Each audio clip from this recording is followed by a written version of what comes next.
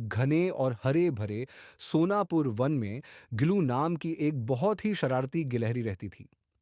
वह अपनी माँ रानी गिलहरी के साथ बड़े से बरगद के पेड़ पर रहती थी। गिलू इतनी शरारती थी कि वह कभी भी अपनी माँ की बात नहीं मानती थी। उसकी शरारतों से जंगल के सारे जानवर परेशान रहते थे।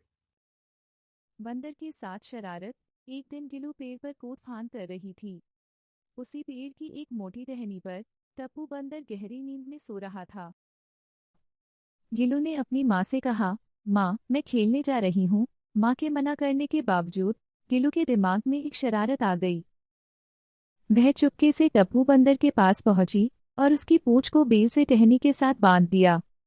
थोड़ी देर बाद टप्पू बंदर नींद से उठा और दूसरी टहनी पर छलांग लगाने लगा, लेकिन पूंछ बंधी होने के कारण वह उल्टा लटक गया। बचाओ!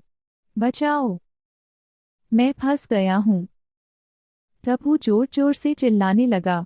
जंगल के राजा की चेतावनी। आवाज सुनकर सारे जानवर इकट्ठा हो गए। तभी वहां जंगल के राजा सिंहराज आ पहुंचे। सिंहराज बोले, ये किसकी शरारत है? सब जानवर समझ गए कि यह गिलू की ही करतूत है। माँ रानी गिलहरी शर्मिंदा होकर बोली, महाराज, मैं अभी इसकी गलती सुधारती हूँ। उन्होंने टप्पू की पूंछ खोल दी। सिंहराज ने सख्त आवाज में कहा, यह आखिरी चेतावनी है, अगर फिर शरारत की तो अंजाम बुरा होगा।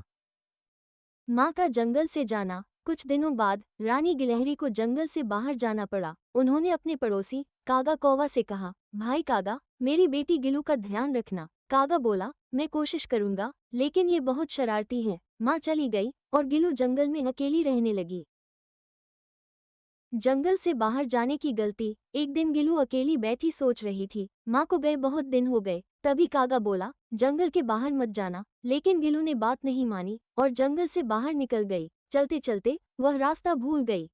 बड़ा खतरा। उसी समय आसमान में भूरा बाज उड़ता दिखाई दिया। वह गिलू के ऊपर मंडराने लगा। कागा ने अपने दोस्त पप्पू तोते को बुलाया और दोनों बाज का पीछा करने लगे। बाज ने मौका पाकर गिलू को अपने पंजों में पकड़ सबने मिलकर बचाया। कागा और पप्पू बाज पर लगातार हमला करने लगे। नीचे जंगल के जानवरों ने पत्तों और घास से एक नर्म जाल बना दिया। बाज के पंजों से छूटकर गिलू नीचे गिरी और सुरक्षित जाल पर आ गिरी।